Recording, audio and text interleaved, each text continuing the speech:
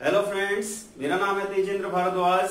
स्वागत है आपका मेरे यूट्यूब चैनल पर। दोस्तों, प्रीवियस वीडियो में हम बात कर रहे थे डाइजेशन सिस्टम की, पाचन तंत्र की, और अब तक हम पढ़ चुके हैं दांत के बारे में, मतलब मुख गुहा का पूरा अध्ययन कर चुके हैं, जिसमें दांत के बारे में हम अध्ययन कर चुके हैं। ठीक है, फिर जीभ के बारे में हमने देखा, जीभ के क्या क्या कार्य होते हैं। लार ग्रंथियों के बारे में पढ़ा कि 3 प्रकार की लार ग्रंथियां होती हैं। फिर लार के बारे में हम देख चुके हैं। उसके बाद हम बात कर रहे थे फ्राइनेक्स की, मतलब ग्रसनी की, और उसके अंदर भी हमने देखा कि जब मुख गुहा में 2 पैलेट पाए जाते हैं, कठोर तालु और सॉफ्ट तालु, ठीक है ना, सॉफ्ट पैलेट, ठीक है। और सॉफ्ट पैलेट का भी जो अंतिम भाग होता है विलम पैलेटाई, वो क्या करता है, इस ग्रसनी को, फ्राइनेक्स को 2 भागों में विभाजित कर देता है। एक होता है नेजो फ्राइनेक्स और दूसरा होता है मुख ग्रसनी, ठीक है ना, ओरोफेरिंक्स बोलते हैं इसको, ठीक है। और यहाँ पर इस ग्रसनी में 2 प्रकार के छिद्र पाए जाते हैं, एक को बोलते हैं ग्लॉटिस, दूसरे को बोलते हैं गुलेट, ठीक है। जो ग्लॉटिस होता है इसको तो बोलते हैं श्वास मार्ग या घाटी मार्ग, श्वास मार्ग, और दूसरा होता है गुलेट, इसको कहा जाता है भोजन मार्ग या निगल मार्ग भी कहा जाता है, ठीक है ना।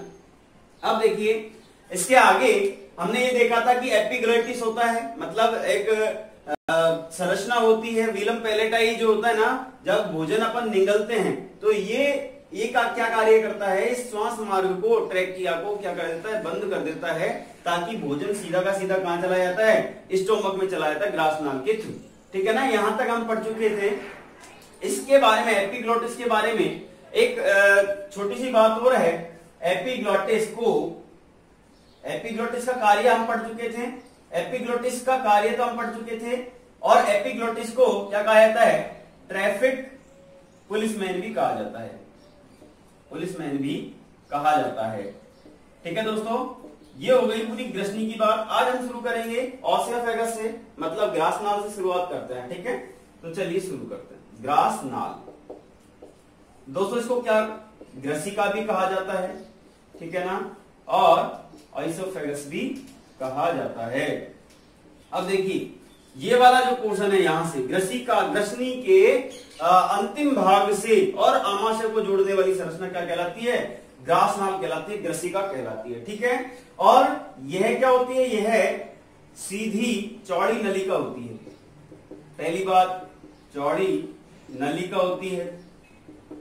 दूसरा इसका फैक्ट कि यह ग्रसनी को, फ्राइनेक्स को किससे जोड़ती है, आमाशय से जोड़ती है, आमाशय से जोड़ती है। ये इसका कार्य हो गया, ठीक है ना। फिर तीसरा फैक्ट, इसकी लंबाई कितनी होती है। तो दोस्तों ध्यान रखेंगे, इसकी लंबाई जो होती है यहां से लेकर यहां तक की, ये होती है लगभग 24 सेंटीमीटर, या हम कह सकते हैं 23.27 सेंटीमीटर, या फिर 24 सेंटीमीटर, ठीक है। अब जब भोजन मुंह से, ठीक है ना, मुख गुहा से भोजन ग्रसनी के थ्रू जब ओसियोफेगस में आता है, या फिर हम कह सकते हैं ग्रासनाल में आता है, तो क्या भोजन का पाचन होता है। तो दोस्तों ध्यान रखेंगे, इसमें जो अगला फैक्ट है, इसमें कोई पाचक ग्रंथि नहीं पाई जाती, कोई पाचक ग्रंथि या पाचक एंजाइम कह सकते हैं, ग्रंथियों से एंजाइम स्रावित होते हैं, पाचक एंजाइम नहीं पाया जाता, ठीक है ना। तो इसमें पाचन भी नहीं होता है, ठीक है। अब देखिए, जो ग्रासनाल होता है वो क्या होती है, फैलती और सिकुड़ती है, जिसके कारण भोजन क्या है, ग्रसनी के थ्रू, मतलब जो यहां आता है ग्रासनाल के अंदर, तो वो आगे बढ़ता रहता है, ठीक है ना। तो हम कह सकते हैं इसमें उसको क्या कहा जाता है, जब ये ग्रासनाल फैलती और सिकुड़ती है, उसको कहा जाता है क्रमांकुचन। इसमें क्रमांकुचन होता है, क्रमांकुचन, और इसको बोलते हैं परसिस्टेलिसिस, ठीक है ना। इसको परसिस्टेलिसिस बोलते हैं, क्रमांकुचन होता रहता है, जिसके कारण भोजन आगे खिसकता है, ठीक है, आगे खिसकता है, ठीक है ना। और कहां तक पहुंचता है, आमाशय तक पहुंचता है। ये बात हो गई। अब क्रमांकुचन आप ऐसे भी समझ सकते हैं कि जैसे कोई सांप है, मेंढक को निगलता है, तो उसका शरीर क्या होता है, पहले फैलता है, फिर सिकुड़ता है, फिर थोड़ा सा अंदर जाता है मेंढक, फिर फैलता है, फिर सिकुड़ता है, फिर अंदर जाता है। तो इस प्रकार से उसमें क्रमांक भोजन चलता रहता है, इसके कारण वो अपने भोजन को निगल सकता है। उसी प्रकार हमारी जो आहार नाल होती है उसके अंदर भी इस प्रकार से क्रमांक भोजन, मतलब ये फैलती है, फिर सिकुड़ती है, फिर फैलती है, फिर सिकुड़ती है। तो मान लीजिए भोजन है, तो ये भोजन इस क्रमांक भोजन के द्वारा क्या होता है, अंदर की साइड चला जाता है। फिर इसका अगला फैक्ट दोस्तों, ये तो इसके फैक्ट्स हो गए, ठीक है ना। अब इसकी कुछ हिस्टोलॉजी की बात कर लेते हैं कि हिस्टोलॉजी कैसी होती है, कि इसमें कौन कौन से उत्तक पाए जाते हैं। तो इसमें उत्तकों की 4 लेयर्स होती हैं, ठीक है ना। इस प्रकार से 4 लेयर्स होती हैं। जो बाहरी लेयर होती है उसको कहा जाता है सिरोसा, ठीक है। फिर दूसरी जो होती है उसको बोलते हैं पेशीय स्तर या मसल लेयर। फिर तीसरी होती है इसको बोलते हैं सब म्यूकोसा, और चौथा होता है इसको बोलते हैं म्यूकोसा।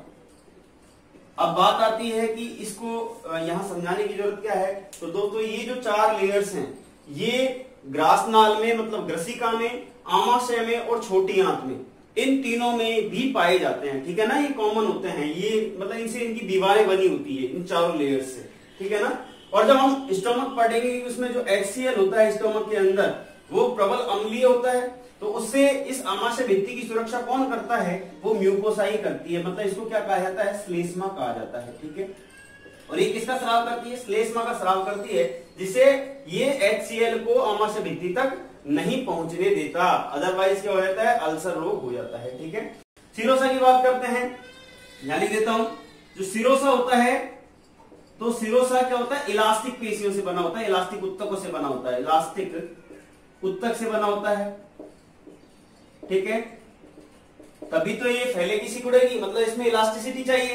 दूसरा जो पेशीय स्तर होता है, उस पेशीय स्तर में रेखित और ऐच्छिक, अरेखित और अनैच्छिक, मतलब इसके 3 भाग होते हैं। इस प्रकार से कि यहां से यहां तक 1/3 भाग है, उसमें रेखित पेशियां, ठीक है, और ऐच्छिक पेशियां, और 1/3 भाग में अरेखित और अनैच्छिक पेशियां पाई जाती है। इस प्रकार से 3 भागों में बटी रहती है, ठीक है ना।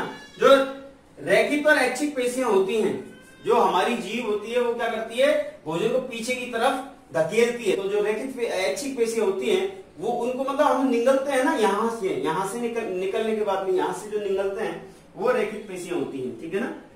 इसमें 1/3 भाग में रेखित व ऐच्छिक पेशियां होती हैं, ऐच्छिक पेशियां होती हैं, ठीक है। फिर तीसरा जो आता है, ये एक मोटी लेयर होती है, ठीक है, ये भी सुरक्षा प्रदान करती है, और म्यूकोसा, उससे श्लेष्मा का स्राव होता है, ठीक है। और ये सबसे आंतरिक परत है, मतलब अगर ये ग्रसनी है, ग्रसनी का एक तरफ की दीवार ये है और एक तरफ की दीवार इस प्रकार की होती है, 4 प्रकार की लेयर्स, मतलब पूरी की पूरी सर्कुलर होती है, ठीक है ना। तो ये म्यूकोसा आंतरिक लेयर होती है। तो ये बात होगी अपनी पूरी की पूरी ग्रासनाल की। अब बात करते हैं, हम चलते हैं आमाशय की ओर, ठीक है, कि आमाशय में क्या क्या पाया जाता है, आमाशय को क्या कहा जाता है। आमाशय की ओर चलते हैं।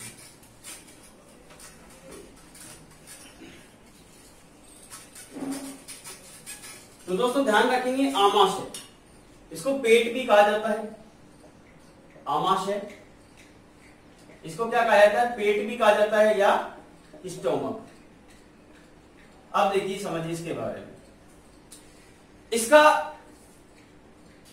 लैटिन नाम क्या है, इसको गैस्ट्रो कहा जाता है, ठीक है ना। क्योंकि इसके अंदर क्या पाया जाता है, इसके अंदर गैस्ट्रिक ज्यूस पाया जाता है, और जिसी को कहा जाता है जठर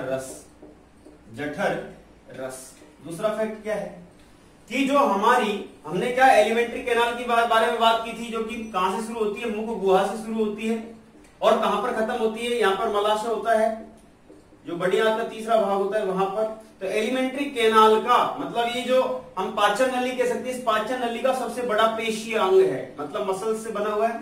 तो यह पाचन नली का सबसे बड़ा पेशीय अंग है, सबसे बड़ा क्या है, पेशीय अंग है, ठीक है। अब इसकी आकृति कैसी होती है दोस्तों, तो दोस्तों देखिए एक बार, अगर इसको यहां से देखते हैं तो अंग्रेजी के जे अक्षर के समान हो रही है इसकी आकृति। तो आकृति जे के समान या फिर मशक के समान, मशक के समान, मतलब इसमें पानी भरते हैं ना, वो एक मशक होता है, उसमें पानी भरा जाता है, उस प्रकार से होती है। ठीक है, इसकी आकृति, लंबाई कितनी होती है इसकी बात करते हैं कि इसकी लंबाई कितनी होती है। तो दोस्तों ध्यान रखेंगे इसकी लंबाई होती है 25 सेंटीमीटर। ठीक है ना, इसकी लंबाई कितनी होती है 25 सेंटीमीटर। और फिर अगला फैक्ट है कि इसके कितने भाग होते हैं। तो दोस्तों ध्यान रखेंगे इसके 3 भाग होते हैं, इसके मुख्यतः 3 भाग होते हैं, जिसमें पहला भाग क्या होता है उसको कहते हैं कार्डियक भाग, कार्डियक भाग। दूसरा होता है उसको कहते हैं फंडिक भाग, अभी देखेंगे कौन कौन से। और तीसरा भाग जो होता है उसको बोलते हैं पाइलोरिक भाग, पाइलोरिक भाग। अब देखिए यहां पर, यहां से लेकर यहां तक सबसे छोटा भाग उसको बोलते हैं कार्डियक भाग। ठीक है, और ये जो भाग होता है मतलब यहां से लेकर यहां तक, मतलब ये 80% कवर करता है, सबसे बड़ा भाग होता है वो दूसरा होता है फंडिक भाग। ठीक है ना, और तीसरा भाग जो होता है मतलब यहां से लेकर यहां तक, इसको बोलते हैं पाइलोरिक भाग, पाइलोरिक भाग। ठीक है, अब देखिए दोस्तों इनके बारे में समझते हैं कि कार्डियक भाग क्या होता है। ठीक है, तो सबसे छोटा भाग आमाशय का सबसे छोटा भाग, और इसमें क्या पाया जाता है, देखो इसको जठरागम, जठरागम भी कहा जाता है, जठरागम भी कहा जाता है। ठीक है, जो जंक्शन होता है ये ग्रास नाल का और कार्डियक भाग का जो जंक्शन होता है, जहां पर ये मिलता है वहां पर एक वॉल्व पाया जाता है, उस वॉल्व को कहा जाता है कार्डियक वॉल्व, कार्डियक वॉल्व कहा जाता है। ठीक है ना, या इसको कार्डियक संकोचक भी कहा जाता है, संकोचक भी कहा जाता है, स्फिंक्टर भी कहा जाता है। ठीक है ना, और ये करता क्या है ये कार्डियक वॉल्व, तो मैं यहां लिख रहा हूं सीवी से, मतलब कार्डियक वॉल्व। इसका कार्य क्या होता है, इसका कार्य होता है कि जो ग्रास नाल से भोजन आया है आमाशय के अंदर, वो आ तो सकता है लेकिन वापस नहीं जा सकता। तो हम कह सकते हैं यह है आमाशय से भोजन को वापस ग्रास नाल में नहीं जाने देता, वापस ग्रास नाल में नहीं जाने देता। इसका इतना सा कार्य है। ठीक है ना, इसका कार्डियक वॉल्व का। अब बात करते हैं फंडिक भाग की। ठीक है ना दोस्तों, फंडिक भाग को मैं इधर लिखूंगा, इसके कुछ फैक्ट्स हैं, फिर फैक्ट्स पढ़ेंगे, उसके बाद में पाइलोरिक भाग की तरफ चलेंगे। तो फंडिक भाग जो होता है ये वाला भाग है, बीच वाला भाग, जो कि 80% कवर करता है। मतलब सबसे बड़ा भाग कौन सा होता है, तो आमाशय का सबसे बड़ा भाग कौन सा है, आमाशय का सबसे बड़ा भाग, बड़ा भाग कितना परसेंट कवर करता है, 80%। और कौन सा भाग है वो फंडिक भाग। ठीक है ना, दूसरा फैक्ट क्या है कि इसके अंदर विशेष प्रकार की क्या पाई जाती है, कोशिकाएं पाई जाती हैं। इसमें विशेष प्रकार की कोशिकाएं पाई जाती हैं, विशेष प्रकार की सेल्स, कोशिकाएं सेल्स मिलती हैं, पाई जाती हैं। ठीक है ना, जिनसे पाचक एंजाइम और हार्मोन दोनों स्राव होते हैं। ठीक है ना, जिनसे पाचक एंजाइम और हार्मोन, मतलब कुछ सेल्स हैं उससे एंजाइम स्राव होंगे और एक सेल होती है उससे हार्मोन स्राव होता है। ठीक है ना, स्राव होता है। ये बात हो गई। अब बात करते हैं कौन कौन सी वो सेल्स हैं। ठीक है,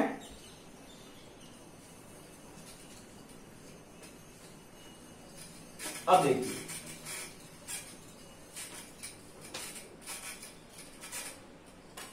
पहली जो सेल होती है उसको बोलते हैं चीफ सेल, या फिर मुख्य कोशिका कह दो इसको, या फिर इसको कहा जाता है पेप्टिक सेल, पेप्टिक सेल। ठीक है ना, अब देखिए इससे किसका स्राव होता है, यहां पर स्राव भी लिख देता हूं। तो दो एंजाइम होते हैं जिसको बोलते हैं, एक को बोलते हैं पेप्सिनोजन, पेप्सिनोजन, और दूसरा होता है उसको बोलते हैं प्रोरेनिन। अभी पढ़ेंगे कि इनका क्या क्या कार्य होता है, लेकिन ये ध्यान रखिए दोनों के दोनों क्या होते हैं, निष्क्रिय होते हैं। दोनों के दोनों क्या होते हैं, निष्क्रिय होते हैं, पेप्सिनोजन और प्रोरेनिन। जब HCl मिलता है इसके अंदर तो वो इनको क्या कर देता है, सक्रिय कर देता है। तो दूसरी सेल होती है उसको बोलते हैं हम पैलेटाइन सेल, या भित्ति कोशिका कहा जाता है, या इसको ऑक्सेंटिक सेल भी कहा जाता है। इसको ऑक्सेंटिक सेल भी कहा जाता है। सबसे इंपोर्टेंट है, एग्जाम में पूछी जाती है, क्योंकि किसका स्राव करती है?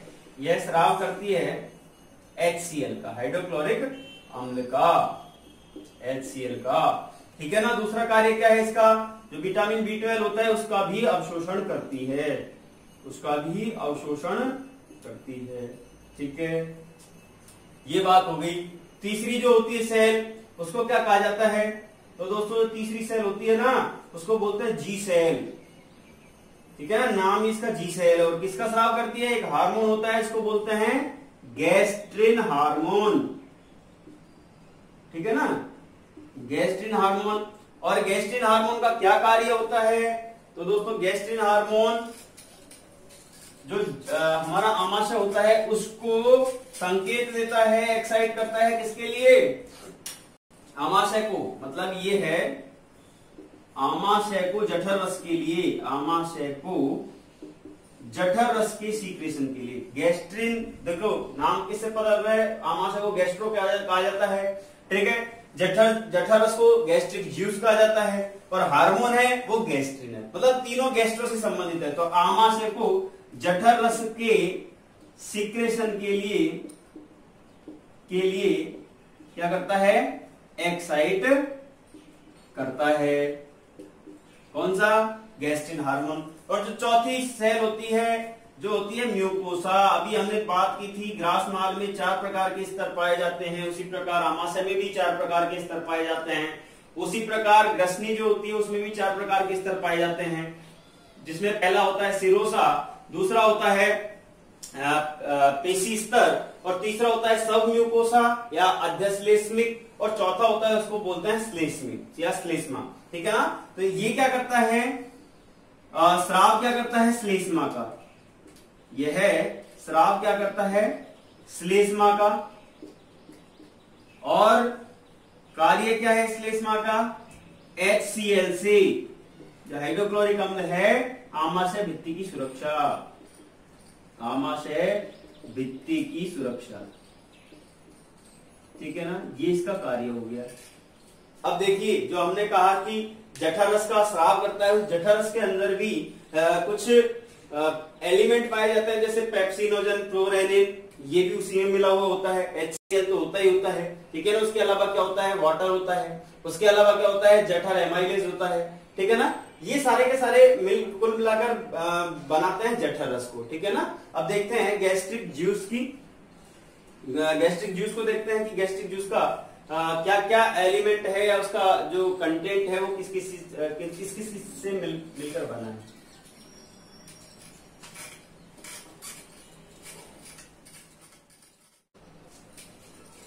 जठर रस से पहले, जठर रस की हम क्रियाविधि देखने से पहले जिसका तीसरा भाग है पाइलोरिक भाग, उसके बारे में चर्चा करते हैं।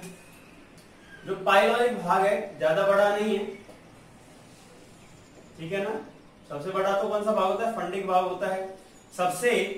ये किससे जुड़ा होता है? देखिए, ये जो डियोडेनम है, मतलब हम कह सकते हैं छोटी आंत का जो पहला भाग है डियोडेनम, ग्रहणी कहा जाता है, उससे किसको जोड़ता है? आमाशय को। हम कह सकते हैं आमाशय को छोटी आंत से जोड़ता है, छोटी आंत से जोड़ता है। ठीक है। और इसके अंदर भी एक वॉल्व पाया जाता है। कहां पर? यहां पर एक वॉल्व पाया जाता है जिसको कहा जाता है पाइलोरिक वॉल्व। इसको पाइलोरिक वॉल्व कहा जाता है। इसका क्या कार्य होता है कि आमाशय से जब भोजन ग्रहणी में चला जाता है, मतलब आमाशय से भोजन जब छोटी आंत के पहले भाग में चला जाता है, तो यहां से भोजन को वापस आमाशय में आने से रोकता है। तो इसमें दूसरा फैक्ट क्या हो गया? इसमें पाइलोरिक वॉल्व पाया जाता है। ठीक है। उसका कार्य क्या होता है? यह भोजन को छोटी आंत से आमाशय में जाने से रोकता है, आमाशय में जाने से रोकता है। ये इसका कार्य हो गया। ठीक है ना। अब बात करते हैं हम जठर रस की, गैस्ट्रिक जूस की। जठर रस मतलब गैस्ट्रिक जूस कि इसके अंदर कौन कौन से अवयव पाए जाते हैं। तो दोस्तों पहला अवयव तो होता है वाटर मतलब जल, ठीक है ना। और 97 to 99% इसके अंदर क्या होता है, जठर रस के अंदर पानी होता है। फिर दूसरा हमने बात की कि जो पैलेटाइन सेल्स होती हैं, ऑक्सेंटिक सेल होती हैं, उनसे किसका स्राव होता है, HCl का, हाइड्रोक्लोरिक एसिड का, जो कि सबसे अम्लीय होता है, सबसे अम्लीय होता है। और इसका पीएच मान कितना होता है, इसका पीएच मान होता है 0। और गैस्ट्रिक जूस का पीएच मान कितना होता है, 1.5 से 1.8, वो भी देखेंगे। फिर तीसरा जो होता है, सबसे पहली जो चीफ सेल्स होती हैं, उनसे स्रावित कौन कौन होते हैं, प्रोरेनिन और पेप्सिनोजन। पेप्सिनोजन पहला तो ये स्रावित होता है, ये क्या होता है, निष्क्रिय होता है, ठीक है ना। अक्रिय भी कह सकते हैं, निष्क्रिय भी कह सकते हैं। और दूसरा होता है प्रोरेनिन, अभी बात करेंगे क्या क्या कार्य होते हैं। और अंतिम होता है, उसको बोलते हैं जठर एमाइलेज, जठर एमाइलेज। अब देखिए 97 to 99% क्या होता है, वाटर होता है। HCl है, सबसे अम्लीय होता है, जो जिसका पीएच मान 0 होता है। पेप्सिनोजन निष्क्रिय होता है, प्रोरेनिन होता है, वो भी निष्क्रिय होता है। और जठर एमाइलेज मतलब ये 5 प्रकार के एलिमेंट इसके अंदर पाए जाते हैं। आप देखिए HCl का क्या कार्य होता है, ठीक है ना। HCl पहले जब इनमें मिल जाता है तो HCl इनको क्या कर देगा, पहले तो सक्रिय कर देगा, मतलब ये सो रहे होते हैं तो इनको जगा देगा, भैया अब तुम्हारा काम शुरू हो गया है। तो HCl के कार्य देखते हैं। HCl के कार्य, पहला तो पेप्सिनोजन को किसमें चेंज करना, पेप्सिनोजन है, उसमें जब HCl मिलेगा तो HCl इसको किसमें बना देगा, पेप्सिन, ठीक है। दूसरा जो प्रोरेनिन है, उस प्रोरेनिन में जब HCl मिलेगा तो इसको किसमें बना देगा, रेनिन में। अब पेप्सिन जो होता है, पेप्सिन किसका पाचन करता है, प्रोटीन का पाचन करता है, हम जानते हैं प्रोटीन का पाचन करता है। और दूसरा जो होता है रेनिन, ये भी प्रोटीन का पाचन करता है, लेकिन किस प्रोटीन का पाचन करता है, ये करता है दूध प्रोटीन में, मतलब दूध का जो प्रोटीन होता है, मिल्क प्रोटीन, दुग्ध प्रोटीन का पाचन करता है। दुग्ध प्रोटीन जिसको क्या कहा जाता है, कैसीन का, कैसीन का पाचन, ठीक है ना। और दुग्ध प्रोटीन से याद रखेंगे, कैसीन से याद रखेंगे कि ये जो रेनिन होता है ना, ये केवल बच्चों में ही पाया जाता है, या हम कह सकते हैं बाल्यावस्था में ही, बचपन में ही पाया जाता है। जब बड़ा हो जाता है व्यक्ति या वयस्क हो जाता है तो वयस्क में ये है अनुपस्थित हो जाता है, तो हम कह सकते हैं बाल्यावस्था में ही, बाल्यावस्था या बचपन में ही मिलता है, ठीक है। और जो लास्ट का होता है जठर एमाइलेज, इसका कार्य क्या होता है, जठर एमाइलेज का वसा का पाचन करना, दुग्ध वसा का पाचन करना, ठीक है ना। ये तो हो गए पहला HCl का कार्य, मतलब सारी की सारी बात हो गई। फिर इसका सेकंड पोर्शन, सेकंड कार्य क्या होता है HCl का, पहला तो हो गया पेप्सिनोजन, प्रोरेनिन को पेप्सिन और रेनिन में बदलना। दूसरा भोजन के साथ आए हुए जीवाणुओं को नष्ट करना, भोजन के साथ आए हुए जीवाणुओं को नष्ट करना, ठीक है। अच्छा एक बात जीवाणु से याद रखेंगे, हमारी लार जो होती है सलाइवा, उसके अंदर भी लाइसोजाइम नामक एक एंजाइम पाया जाता है, और उसका कार्य भी क्या होता है, भोजन के साथ में जो आते हैं ना, हम कह सकते हैं जीवाणु, उनको क्या कर देता है, वो नष्ट कर देता है। लेकिन फिर भी अगर मान लीजिए इंटरनली ग्रासनाल में कोई, मान लीजिए कोई ग्रसनी में चिपका हुआ है, ग्रासनाल के अंदर चिपका हुआ है जीवाणु, ठीक है ना, तो उनको क्या कर देता है, ये भोजन के साथ में जब जैसे ही अमाशय में पहुंचेगा भोजन, उनको खत्म कर देगा। फिर इसका कार्य क्या होता है, भोजन के माध्यम को अम्लीय बनाता है, भोजन के माध्यम को अम्लीय बनाता है,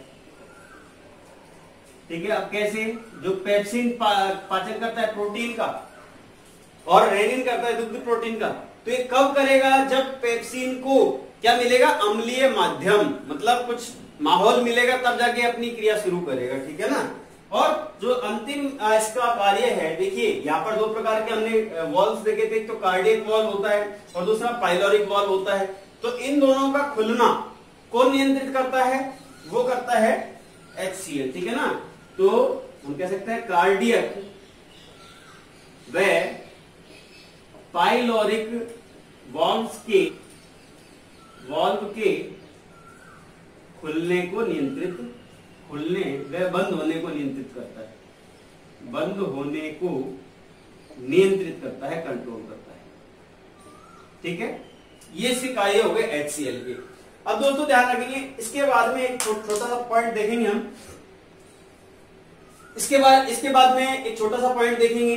देखिए ये जो अमाशय भित्ति होती है, ठीक है ना, ये इंपॉर्टेंट होती है क्योंकि इसके अंदर क्या भरा हुआ है?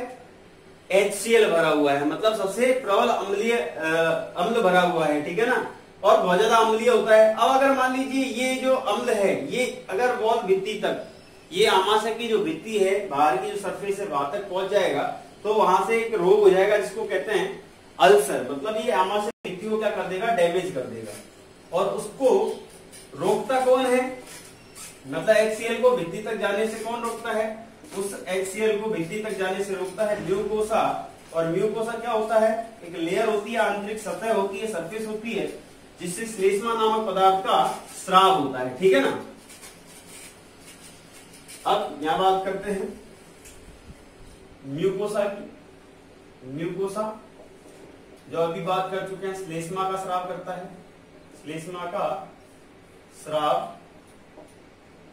ठीक है ना। इसको श्लेष्मिक झिल्ली कहा जाता है। ठीक है ना। म्यूकोसा मेम्ब्रेन कहा जाता है। और हमने देखा था, जब हमने मुंह की बात की थी और मुंह में जब होठों की बात की थी, तो उसमें भी म्यूकोसा मेम्ब्रेन होता है। ठीक है, श्लेष्मिक झिल्ली होती है। ठीक है, यह HCl से आमाशय भित्ति की सुरक्षा करता है, आमाशय भित्ति की सुरक्षा ये करता है। अब मान लीजिए यदि HCl आमाशय भित्ति तक पहुंच जाए, आमाशय भित्ति तक पहुंचता है, ठीक है, तो क्या होगा? यह जो HCl भित्ति को डैमेज कर देगा, भित्ति को क्या कर देगा? डैमेज कर देता है। मान लीजिए ये सरफेस है, तो यहां पर ये क्या कर देगा? डैमेज कर देगा, छोटे छोटे घाव हो जाएंगे। इस बीमारी को क्या कहा जाता है? अल्सर कहा जाता है, अल्सर कहते हैं। ठीक है, जलन होती है बहुत ज्यादा। ठीक है ना। इस बीमारी के अंदर आपने एक वर्ड और सुना होगा जिसको कहा जाता है एसिडिटी, जिसको अम्लीयता कहा जाता है, अम्लीयता। अब दोस्तों एसिडिटी क्या होती है? कि जब HCl का ज्यादा स्राव होता है, जब HCl का स्राव ज्यादा हो या अधिक हो, स्राव अधिक होता है, तब क्या होता है? खट्टी खट्टी डकारें आने लगती हैं। ठीक है ना। और जी मिचलाने लगता है, थोड़ा मतलब जलन सी महसूस होती है। तो यह किसके कारण होता है? जब HCl का अधिक स्राव होता है, तब एसिडिटी होती है, तब एसिडिटी होती है। और उसके लिए हम क्या करते हैं? इनो मंगवाते हैं, काम करे 6 सेकंड में, या फिर गैस्ट्रोफास्ट मंगाते हैं, गैस्ट्रोफास्ट मंगवाते हैं।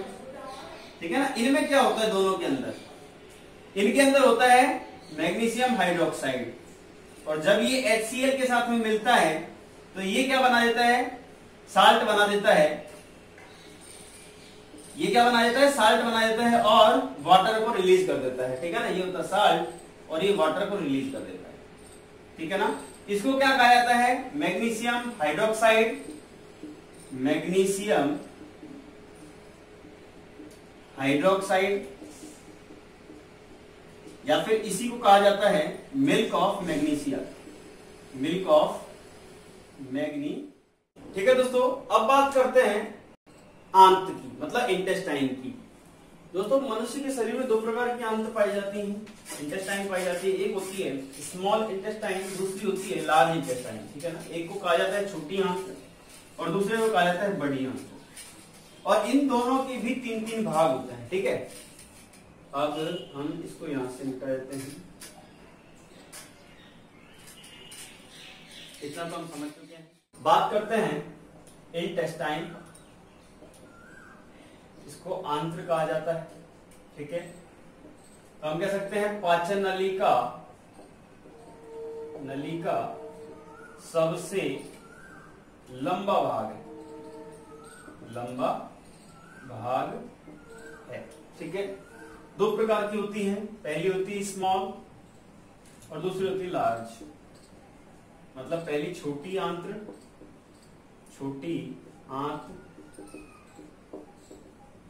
इंटेस्टाइन, और ये होती है, इसको कहते हैं बड़ी आंत, ठीक है ना। और प्रत्येक के तीन तीन भाग होते हैं। इसके भी तीन भाग होते हैं। पहला होता है डियोडेनम, जिसको क्या कहा जाता है, ग्रहणी कहा जाता है। दूसरा होता है, इसको बोलते हैं जेजुनम, इसको मध्यांत्र के बीच का भाग होता है, इसको मध्यांत्र कहा जाता है। और तीसरा होता है, उसको बोलते हैं इलियम, इसको पश्चांत्र कहा जाता है। पश्चांत्र कह दीजिए, शेषांत्र कह दीजिए, या फिर क्षुद्रांत्र कह दीजिए, ठीक है। ये तीन भाग होते हैं। बड़ी आंत होती है, उसके तीन भाग होते हैं। पहला होता है सीकम, जिसको उंडुक भी कहा जाता है। दूसरा होता है कॉलॉन, ठीक है, जिसको बृहदांत्र भी कहा जाता है। और तीसरा होता है, उसको बोलते हैं रेक्टम, उसको मलाशय कहा जाता है, ठीक है। तो सबसे पहले बात करते हैं हम छोटी आंत की। तो छोटी आंत देखिए, छोटी आंत की लंबाई कितनी होती है? लंबाई होती है इसकी 20 फीट, या फिर हम कह सकते हैं 6 मीटर, लगभग 6 मीटर इसकी लंबाई होती है। देखिए यहां से, मतलब जो आमाशय होता है वहां से शुरू होती है और सीकम भाग पर खत्म होती है, मतलब बड़ी आंत के पहले भाग पर खत्म होती है। उसमें कौन कौन से भाग आते हैं? पहला आता है ग्रहणी, दूसरा आता है मध्यांत्र, तीसरा आता है पश्चांत्र या शेषांत्र, ठीक है ना। तो हम बात करते हैं सबसे पहले ग्रहणी की, डियोडेनम की, ग्रहणी की, ठीक है। अब देखिए इसके अंदर ये जो पहला भाग होता है, ठीक है, पहला प्रारंभिक सिरा होता है छोटी आंत का, उसे डियोडेनम कहते हैं, ग्रहणी कहा जाता है। और इसके साथ में, ग्रहणी के साथ में, मतलब ग्रहणी के अंदर ही यहाँ पर दो ग्रंथियां और होती है, सहायक पाचक ग्रंथियां। यहां ले देता हूं इसको उंडुक। एक तो होती है जिसको कहा जाता है यकृत, ठीक है ना, इस प्रकार से। और यकृत के अंदर ही क्या पाया जाता है? गॉल ब्लैडर, ठीक है ना। ये गॉल ब्लैडर है, जिसको पित्ताशय कहते हैं, पित्ताशय। और ये हो गया यकृत, और ये किससे जुड़ा होता है? ग्रहणी से ही जुड़ा हुआ होता है। और इसी के साथ में, ग्रहणी के साथ में ही एक और चीज जुड़ी होती है, जिसको क्या कहा जाता है? अग्न्याशय। इस प्रकार से अग्न्याशय होता है, पैंक्रियास कहा जाता है इसको, अग्न्याशय, ठीक है ना, पैंक्रियास। दोस्तों इस प्रकार से जुड़े हुए होते हैं। अब देखिए ग्रहणी, तो पहला छोटी आंत का, इसका फैक्ट क्या है? छोटी आंत का प्रारंभिक सिरा, छोटी आंत का पहला या प्रारंभिक सिरा, ठीक है। आकृति कैसी होती है इसकी? दोस्तों आकृति के बारे में ध्यान रखेंगे। इसकी आकृति देखिए इस प्रकार से होती है, सी आकार की, सी आकार की, ठीक है।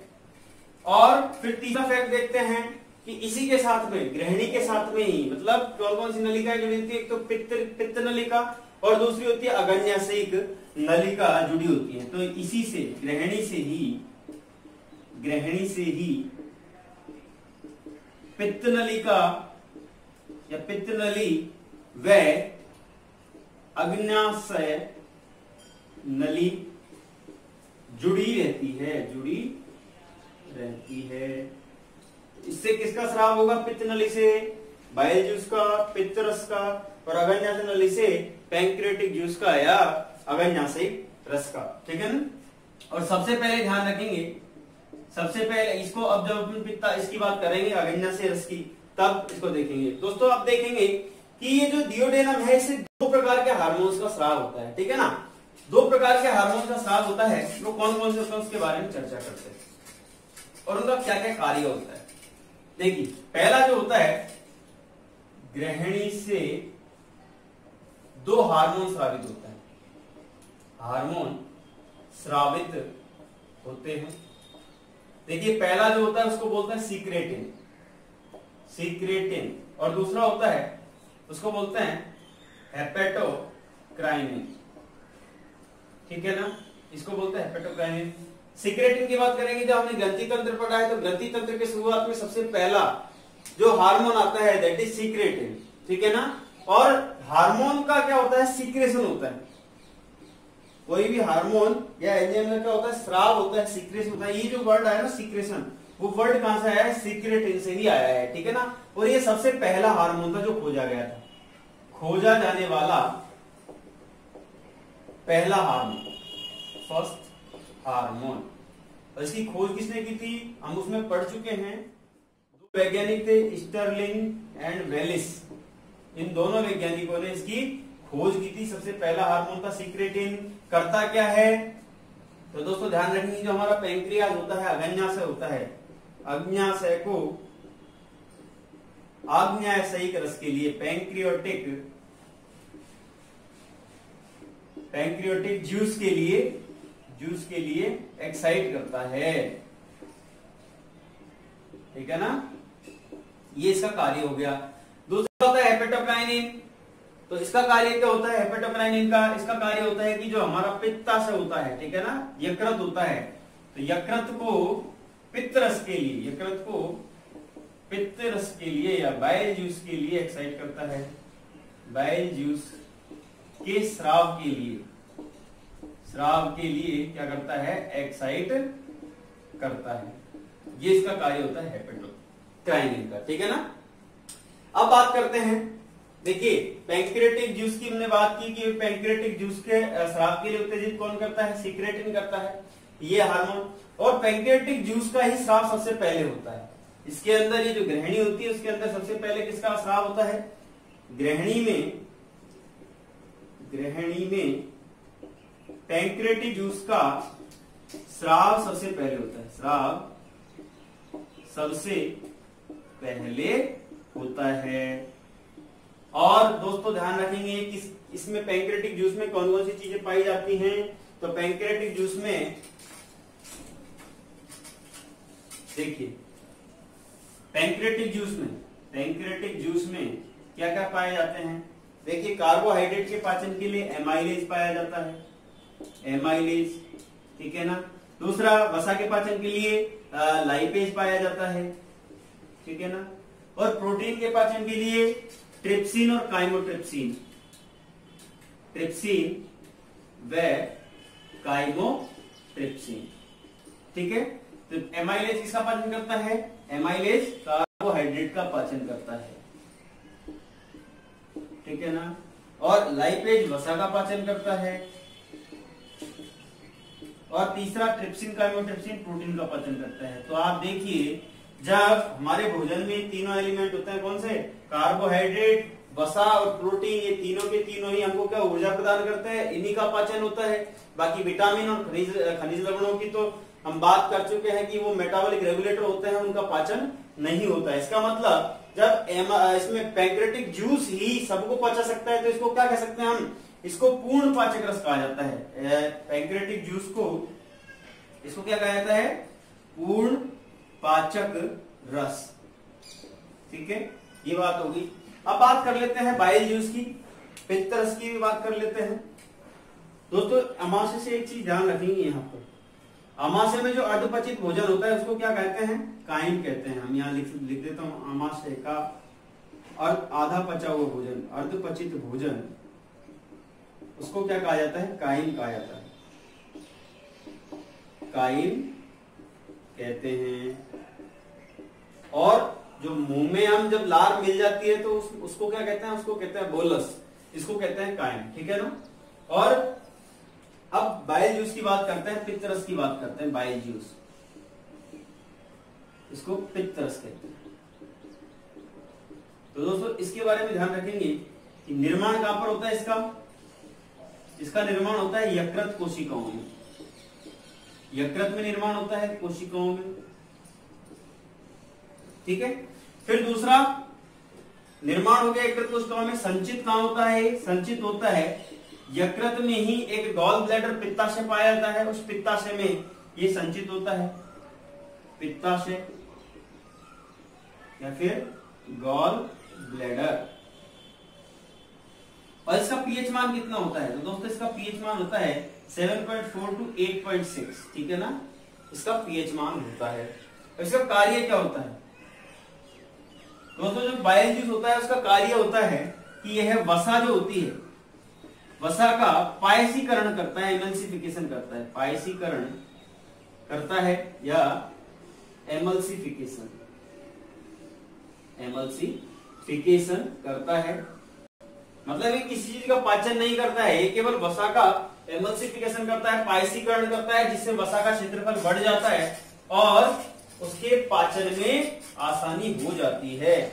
ये कार्य किसका होता है? ये कार्य होता है पित्त रस का, ठीक है ना, बाइल जूस का कार्य होता है, ठीक है। अब देखिए लास्ट जो पॉइंट है, बाइल जूस का जो रंग होता है ना, बाइल जूस का रंग कैसा होता है? हरा और पीला। ये हरा और पीला इसका रंग होता है। वो कैसे होता है, क्यों होता है? तो दोस्तों हमने आरबीसी के बारे में पढ़ा था कि आरबीसी का अपघटन होता है और कहां पर होता है? प्लीहा में होता है, स्प्लीन में होता है। अपघटन से दो प्रकार के वर्णक प्राप्त होते हैं। कौन कौन से होते हैं? पहला होता है बिलीरुबिन और दूसरा होता है बिलीवर्डिन, ठीक है ना। ये दो प्रकार के वर्णक होते हैं, बिलीरुबिन और बिलीवर्डिन। इनके कारण क्या होता है? देखिए ये दोनों प्राप्त होते हैं किसको? ये हम कह सकते हैं किसमें मिल जाते हैं? पित्त रस में मिल जाते हैं, बाइल जूस में मिल जाते हैं। बिलीरुबिन होता है उसके कारण तो मल का जो रंग होता है वो होता है पीला, ठीक है। मल का रंग पीला किसके कारण होता है? बिलीरुबिन के कारण। और हरा किसके कारण होता है? बिलीवर्डिन के कारण। ये दोनों के दोनों क्या है? पित्त वर्णक। ये दोनों पित्त वर्णक कहलाते हैं, ठीक है दोस्तों।